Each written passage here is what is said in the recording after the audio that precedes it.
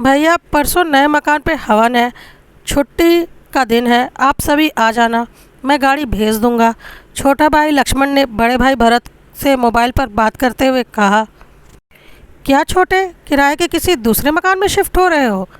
नहीं भैया, ये अपना मकान है, किराए का नहीं। अपना मकान? भरपूर आश्चर्य के साथ भरत के मुंह से निकला।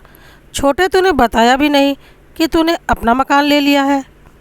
बस भैया, कहते हुए लक्ष्मण ने फ़ोन काट दिया। अपना मकान, बस भैया, ये शब्द भरत के दिमाग में हथौड़े की तरह बज रहे थे। भरत और लक्ष्मण दोनों सगे भाई थे और दोनों की उम्र का अंतर करीब 15 साल का था। लक्ष्मण जब करीब 7 साल का था तभी उसके माँ बाप की एक दुर्घटना में मृत्यु हो गई थी।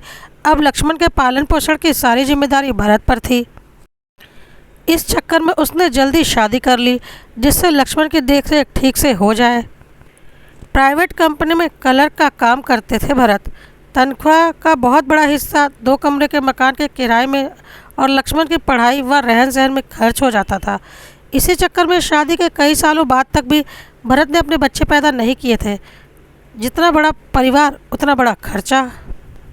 पढ़ाई पूरी होते ही लक्ष्मण की नौकरी एक अच्छी कंपनी में लग गई और फिर जल्दी ही शादी भी हो गई।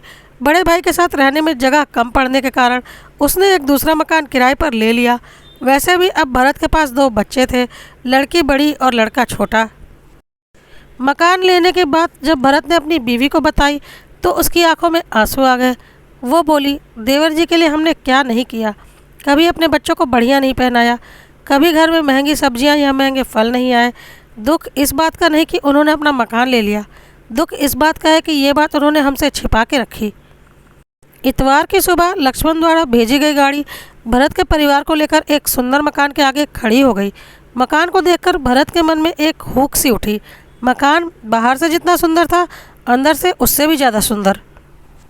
हर तरह की सुख सुविधा का पूरा इंतजाम। उस मकान में 2 एक जैसे हिस्से देखकर भरत ने मन ही मन कहा, देखो छोटे ने अपने दोनों लड़कों की कितनी चिंता की है। दोनों के लिए अभी से एक जैसे 2 हिस्से तैयार करवाए हैं।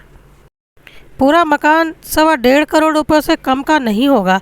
और एक मैं हूँ जिसके पास जवान बेटे की शादी के लिए भी 1-2 लाख रुपये का इंतजाम नहीं हो पा रहा। मकान देखते समय भरत की आंखों में आंसू थे जिसे उन्होंने बड़ी मुश्किल से बाहर आने से रोका। तभी पंडित जी ने आवाज़ लगाई, हवन का समय हो रहा है। मकान के स्वामी हवन के लिए अग्निकुंड के सामने बैठे। लक्ष्मण के दोस्तों ने कहा, पंडित जी तुम्हें बुला रहे हैं। यह सुन लक्ष्मण बोले, इस मकान का स्वामी मैं अकेला नहीं हूँ, मेरे बड़े भाई भरत जी भी हैं। आज मैं जो कुछ भी हूँ सिर्फ और सिर्फ इनकी बदौलत। इस मकान के 2 हिस्से हैं, एक उनका और एक मेरा। हवन कुंड के सामने बैठते समय लक्ष्मण भरत के कान में फुसफुसाते हुए कहा, भैया बिटिया की शादी की चिंता बिल्कुल ना करना, उसकी शादी हम दोनों मिलकर करेंगे। पूरे हवन के दौरान भरत अपनी आंखों के बहते पानी को पोंछ रहे थे जबकि हवन के अग्नि में धुएं का नामो निशान न था। भरत जैसे आज भी मिल जाते हैं पर लक्ष्मण जैसे बिरले ही।